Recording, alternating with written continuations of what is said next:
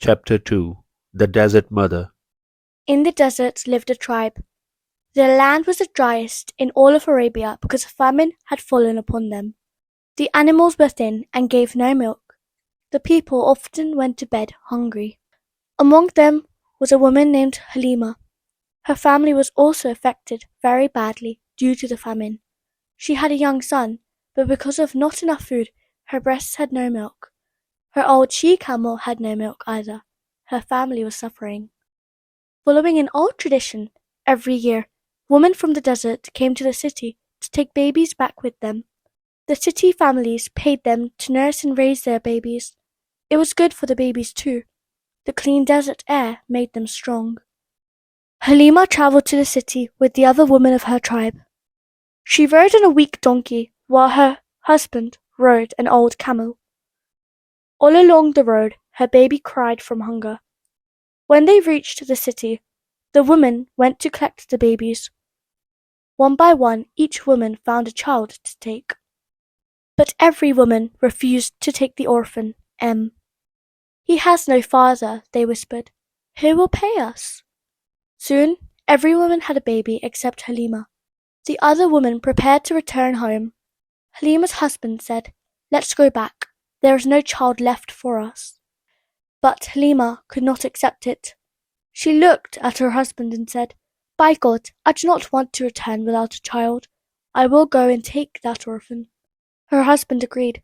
"Perhaps God will bless us because of him," he said. So Halima went and took baby M into her arms. The moment she lifted M, something changed. Her breasts suddenly filled with milk. M nursed until he was full.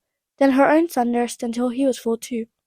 Her husband milked the old she-camel, and to his amazement milk flowed from her udders.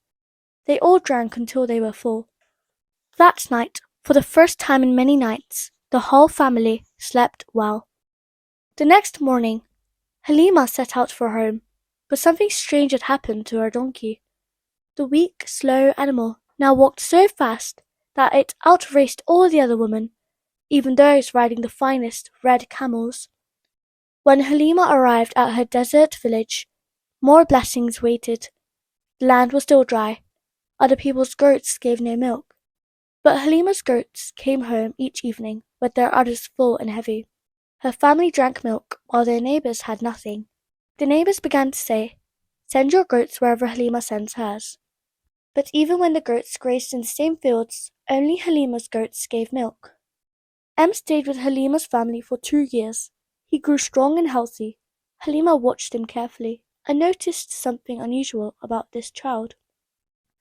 He was different from other boys. He never caused trouble, never fought, and always seemed calm.